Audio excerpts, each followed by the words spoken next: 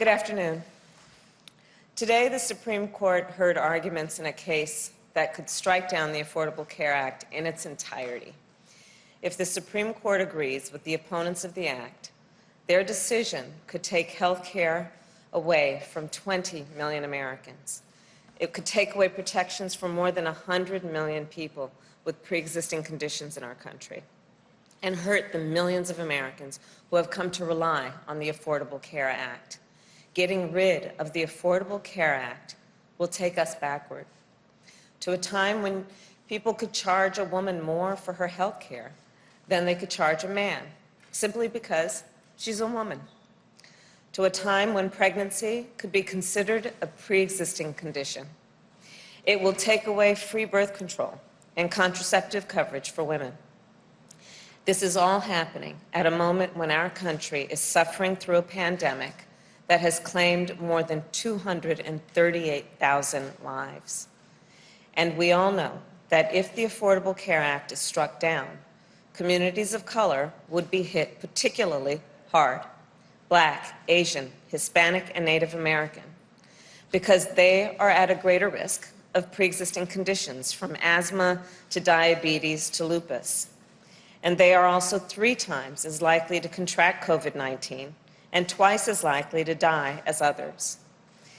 Now, I know we all know that we just had an election in America, an election where health care was very much on the ballot.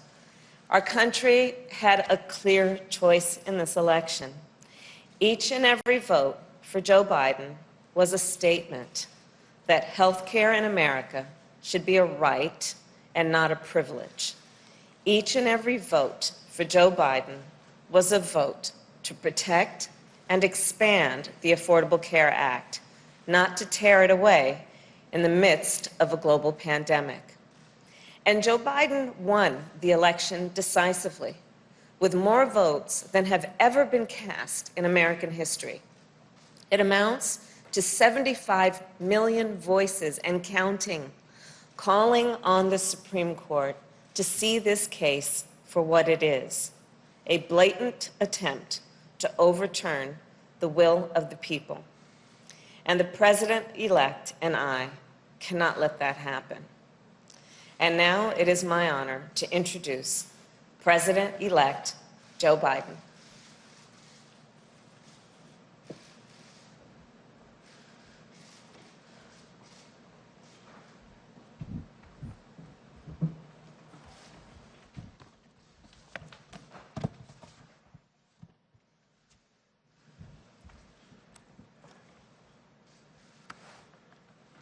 Thank you, Kamala. Good afternoon, everyone.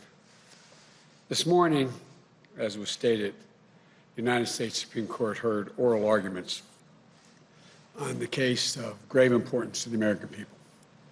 This case represents the latest attempt by the far-right ideologues to do what they've been repeatedly failed to do for a long time. In the courts, in the Congress, in the court of public opinion, over the last decade, to eliminate the entirety of the Affordable Care Act. Twice already, the Supreme Court has upheld the landmark law, in 2012 and again in 2015. And the Congress, expressing the popular will of the American people on a bipartisan basis, has rejected numerous attempts, numerous efforts by President Trump to erase the law as well. Now, in the middle of a deadly pandemic that has infected more than 10 million Americans, nearly 1 in every 32 Americans, often with devastating consequences to their health. These ideologues are once again trying to strip health coverage away from the American people. The goal of the outgoing administration is clear from the brief they filed in the Supreme Court. It asserts, and I quote, "The entire ACA thus must fall," end of quote.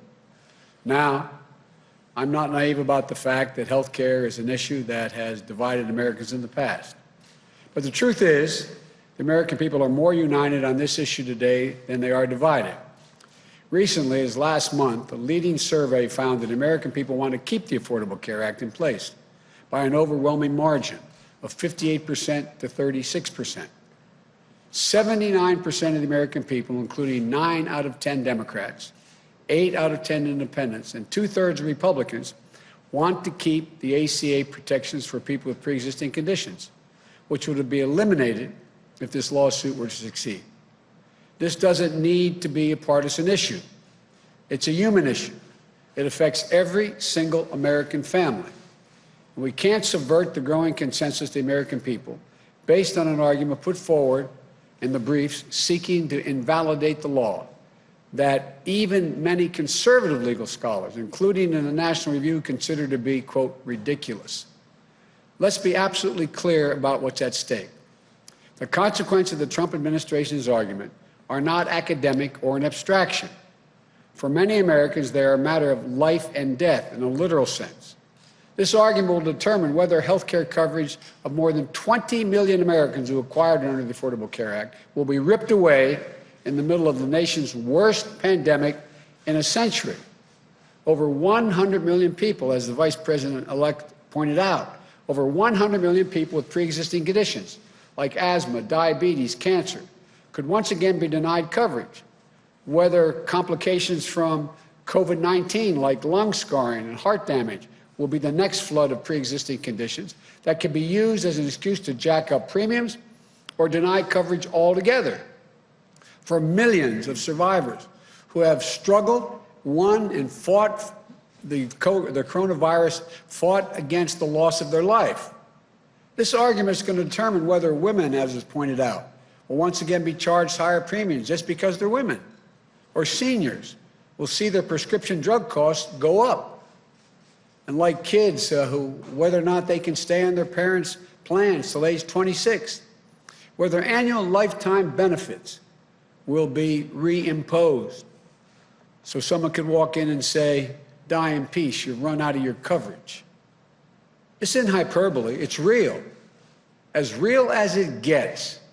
When a family is faced with the awful news of a child's diagnosis with leukemia, or a mom forced to battle against breast cancer, an accident that leaves loved ones unable to live the life they've always known, it stops your heart. It stops your heart. It wrenches your entire world right off its axis when that happens. And many of you know that from your own personal experiences. Believe me, I know the feeling, and too many American families do as well. In that moment, the very last thing on your mind, the very last thing should be on your mind, is whether you can afford the treatment. The Affordable Care Act was created to put a stop to that inhumanity. It was created to ensure that families thrust into their worst nightmare of their lives could focus not on money, but on the fight that really matters. Obamacare is a law that every American should be proud of. It's why people with pre-existing conditions are protected in this country. It's a law that delivered vital coverage, as I said before, for 20 million Americans who did not have coverage. It's a law that reduced prescription drug price costs for nearly 12 million seniors. It's a law that saved lives and spared countless families from financial ruin. So this effort to bypass the will of the American people, the verdict of the courts in the past, the judgments of Congress, in my view, is simply cruel and needlessly divisive. Regardless of the outcome of this case, I promise you this: beginning on January 20th, the Vice President-elect Harris and I, we're going to do everything in our power to ease the burden of health care on you and your families. I promise you that. As I said, I will protect your health care like as with my own family. And we've been, unfortunately, significant consumers of health care. That starts by building on the Affordable Care Act, with the dramatic expansion of health care coverage and bold steps to lower health care costs. My transition team will soon be starting its work to flesh out the details so that we can hit the ground running, tackling costs, increasing access, lowering the price of prescription drugs. Families are reeling right now, particularly the reporters in this room and others listening. You've interviewed a lot of these people around the country as you've gone all over the world, all over the country. Enduring illnesses, faced with risky choices, losing their employer plans in droves. Already 10 million have already lost their employer plans. They need a lifeline, and they need it now. They should have to hold their breath. They shouldn't be in that position, waiting to see if the Supreme Court is going to wrench away the peace of mind they've come to now rely on. So we're going to get right to work, I promise you, addressing the issues that families are talking about around their kitchen tables this morning, making sure that they can get in bed tonight with the peace of mind that they deserve, and fulfilling our moral obligation to ensure that here in America, health care is a right for all, not a privilege for a few. So come January, we're going to work quickly with the Congress to dramatically ramp up health care protections, get Americans universal coverage, lower health care costs as soon as humanly possible. That's the promise I make to you. We're going to fight for your family's health coverage the same way we fight for our own family's health coverage. We want every single American to know, if you're sick, if you're struggling, if you're worried about how you're going to get through the day, we will not abandon you. That is a promise. We'll not leave you to face these challenges alone. We're going to get through this. We're going to get through it together. And we're going to build a healthcare system that puts you and your families first, and that every American can be proud of. I want to thank you all for listening. May God bless you. May God keep you safe in this COVID environment, and may God protect our troops. Now I'm told that we're going to have, we're going to take 5 questions. Is there about? Okay. Thank you, Mr. President-elect. During the campaign, you said you were not naive about how difficult it would be to unite the country. It's now 3 days after you were projected as the president-elect. The president himself says he has won this election. His own administration has not moved forward to give you access to what you need to do to begin the work of your transition. Just a few minutes ago, the Secretary of State, when asked if he would cooperate with a smooth transition, he said there will be a smooth transition to a second Trump administration. I wonder if you have a message for the president who may well be watching right now, and how do you expect to be able to work with Republicans when so many have thus far refused to even acknowledge your victory? Well, first of all, we are already beginning the transition. We're well underway. And the ability for the administration in any way by failure to recognize this our win does not change the dynamic at all in what we're able to do. We've announced yesterday, as you know, the health group that we put together today. We're going to be moving along in a consistent manner, putting together our administration, the White House, and reviewing who we're going to pick for the cabinet positions. And nothing's going to stop that. And so I'm confident that the fact that they're not willing to acknowledge we won at this point is not of much consequence in our planning and what we're able to do between now and January 20th. You have a response to Secretary Pompeo, and I also wonder, you warned during the campaign that as the walls closed in on the president, he would behave more erratically. Yesterday, he fired his defense secretary on Twitter. Are you worried that he's disabling the government? And what are you saying to the world leaders who are calling you at this point about the situation here? Well, first of all, I'm letting them know that America's back. We're going to be back in the game. It's not American alone. Number one, I've had the opportunity to speak with now 6 world leaders. And the response has been very fulsome, energetic, and they're all looking forward to being able to, from Great Britain to France, to Germany, to Canada, et cetera, and Ireland. So I feel good about the ability to. I said when we announced that the next president is going to inherit a divided country and a world in disarray. The reception and welcome we've gotten around the world from our allies and our friends has been real. I'm having a number of other calls to return, and so I feel confident that we're going to be able to put America back in the place of respect that it had before.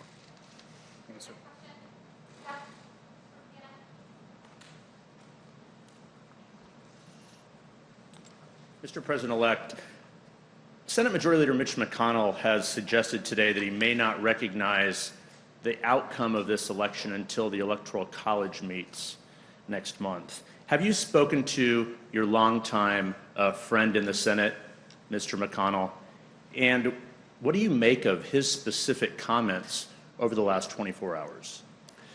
I haven't had a chance to speak to Mitch. My expectation is that I will do that in not too distant future.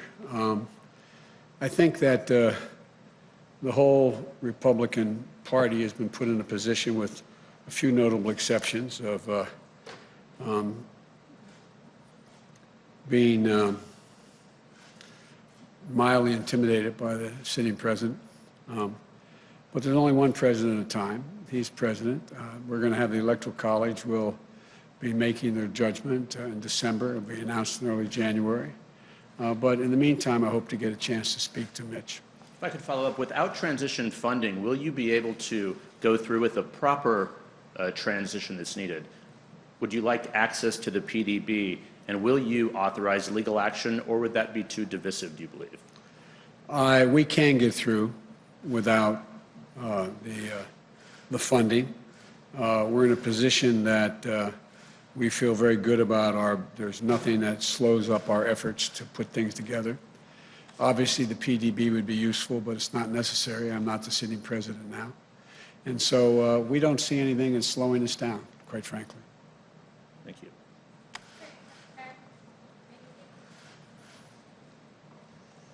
Thank you, Mr. President-elect, and congratulations to you both. Have you tried to reach out at all to the president? And if he is watching right now, what would you say to him? Mr. President, look forward to speaking with you. And you say that you are being able to move ahead without interruption, but to Jeff's point, presumably at some point you will need access to more classified information, secure facilities and the like. What options are you considering? How will you move ahead if the president continues to refuse to concede? Well, look, access to classified information is useful, but I'm not in a position to make any decisions on those issues anyway. There's one, as I said, one president at a time, and he will be president until January 20th. It would be nice to have it, but it's not critical. And we're just going to proceed the way we have. We're going to do exactly what we'd be doing if he had conceded and said we've won, which we have. And so there's nothing really changing. But not ruling out legal action? No, I don't see a need for legal action, quite frankly. I think the legal action is, you're seeing it play out, the actions he's taking. And so far, there is no evidence of any of the assertions made by the President or Secretary of State Pompeo. Secretary of State Pompeo.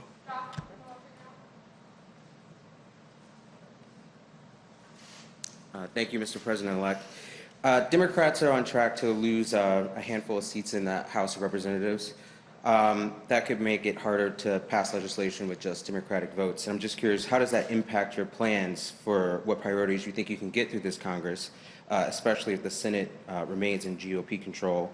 And during the lame duck, will you be coordinating with Speaker Pelosi on how she should be negotiating with Republicans?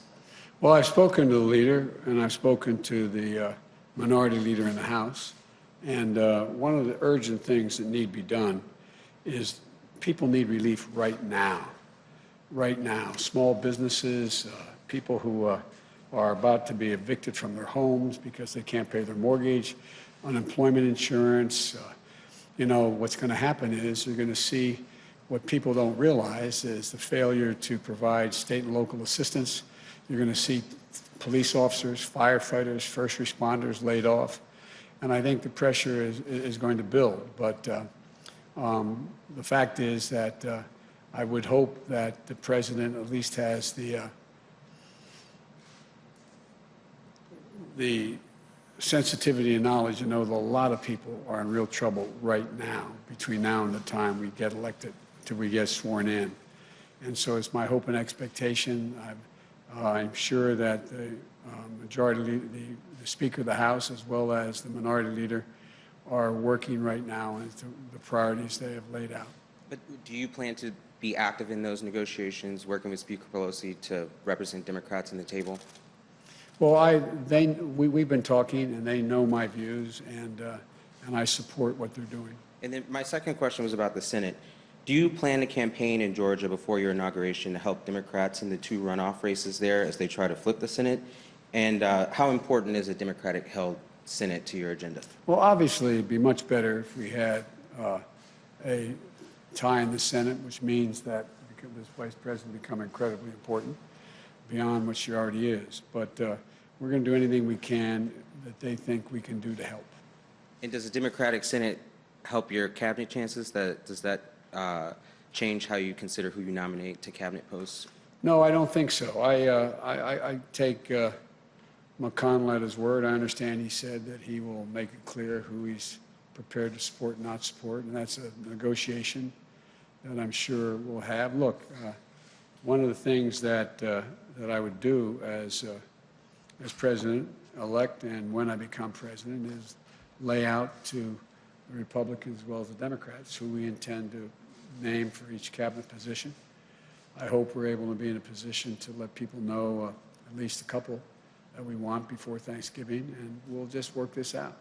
Look, I am not a pessimist, as you know, and I think there are enough Republicans who have already spoken out, but I think there will be many more, not many more, there'll be a larger number once the election is declared and I'm sworn in to be able to get things done. I think they understand. For example, I can't imagine there not being a willingness on the part of Republicans. There's going to be significant pressure to deal with health care.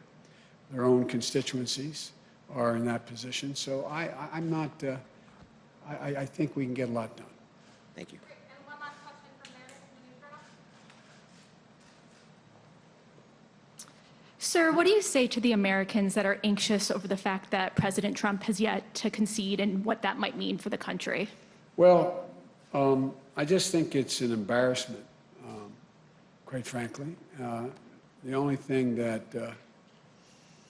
how can I say this tactfully? I think it will not help the president's legacy.